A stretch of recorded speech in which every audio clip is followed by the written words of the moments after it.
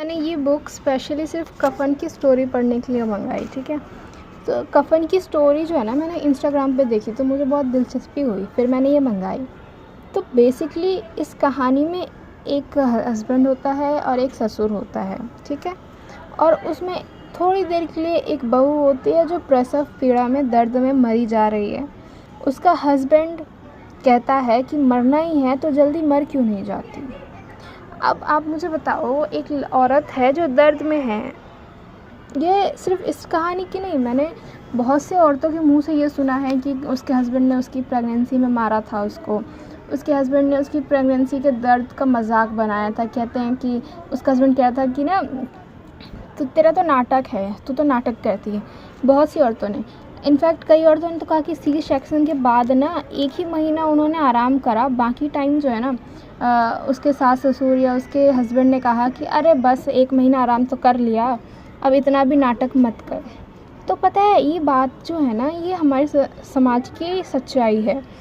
और ये जो बातें होती है ना, ये सिर्फ गरीबों के बीच में होती है। अमीर लोग ना ऐसे नहीं होते। अमीर लोग कहते हैं कि अमीर लोग ऐसे नहीं होते हैं, कैसे समझाऊं। सो बेसिकली इसमें एक हस्बैंड है जो अपनी बीवी के दर्द को नहीं समझ रहा है, उल्टा वो उसके मरने की दुआ मांग रहा है। वो हस्बैंड क्या है, कुछ नहीं, बस एक नालायक निकम्मा आदमी है जो अपने बाप के नक्शे कदम पर है, जो काम नहीं करता है। वो लोग ऐसे हैं कि ज़रूरत पर जब भूख बर्दाश्त से बाहर हो तभी काम करेंगे, वरना घर में पड़े रहेंगे, ठीक है। तो इसमें बस यही 2 बाप बेटे के ऊपर कहानी चलती है। एट द एंड जो है ना, वो औरत मर जाती है, ठीक है। एट द एंड वो औरत बहुत बुरी मौत मरती है। उसका बेबी भी पेट में ही मर चुका होता है। तो इन लोगों को उसके मरने से कोई इशू नहीं है, कोई दुख नहीं है। अब इन्होंने क्या करा, अब ये लोग गए हैं सरपंच के पास, मतलब ज़मींदार होते हैं ना, ज़मींदार के पास गए। एक बड़ा ज़मींदार था, उसके पास गए। तो उससे कहा कि हमारी बहू मर गई है, हमने उसके इलाज में सारे पैसे खर्चे कर दिए। जबकि इन लोगों ने 1 रुपये का भी इलाज नहीं कराया। अगर इलाज कराते तो शायद वो औरत की जान बच जाती, पर इन लोगों ने उसका इलाज नहीं कराया। तो उसके बाद इन्होंने ना ज़मींदार से पैसे ले लिए। इनका पूरे गांव में ना, एक होता है ना, छवि बहुत ख़राब थी, फिर भी ज़मींदार ने पैसे दे दिए। अब ज़मींदार ने पैसे दे दिए हैं तो जो उससे नीचे के लोग थे ना, उन्होंने भी शर्मा शर्मी में दे ही दिए 2-4 पैसे। तो अब इन लोगों ने पैसे कफ़न के नाम पे लिया था, लेकिन जब इनके पास पैसे आ गए तो इन्होंने कफ़न को ज़रूरी ना समझकर अपना ऐशो आराम किया। ऐशो आराम कैसा कि ये लोग गए कहीं पे, इन्होंने अच्छी अच्छी पूड़ियाँ खाई, भर पेट खाना खाया, और इन्होंने गोश्त मच्छी ये सब खाए, यानी कि वो चीज़ें जो इन्होंने कभी नहीं खाया, क्योंकि ये लोग कमाते नहीं थे, इनके घर में खाना नहीं होता था। तो उस कफ़न के पैसों से इन्होंने अपनी सारी ज़रूरतें ऐश मौज पूरा करा। तो इसके बेटे ने कहा कि पापा, हमने पैसे तो खा लिए हैं, तो अब कफ़न का क्या करेंगे। तो उसका बाप कहता है कि जिसने अभी पैसे दिए थे वही कफ़न के लिए पैसे देगा। हमने अभी खा लिया है तो क्या हो गया, अगली बार वो हमारे हाथ में पैसे नहीं देंगे, लेकिन कफ़न तो लाकर दे ही देंगे।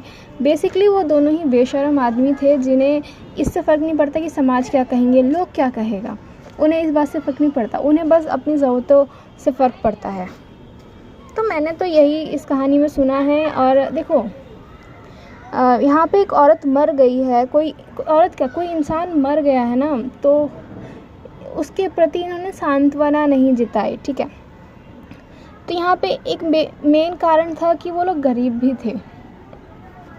गरीबी में ना इंसान सब कुछ भूल जाता है। जैसे कि एक अमीर होता है ना, तो अगर वो मरता है तो उसका क्रियाक्रम भी ऐशो आराम से, शान शौकत से होता है, ठीक है।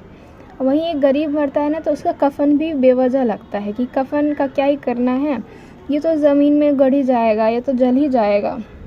तो बात है कि आपके पास कितना पैसा है।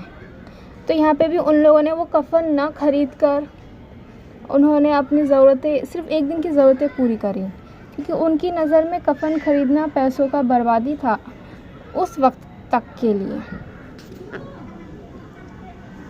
और इसमें ये मैं इतना ही कहूँगी कि इसमें थोड़ा सा तो जाति का भेद था, थोड़ा गरीबी की बात थी, लेकिन मोस्टली इसमें हमें दिखाया गया है कि दो गैर ज़िम्मेदार लोगों की सोच कैसी हो सकती है। दो लोग जो काम नहीं करना चाहते, कामचोर हैं, उनकी वजह से उनकी फैमिली की ज़िंदगी कैसी हो सकती है।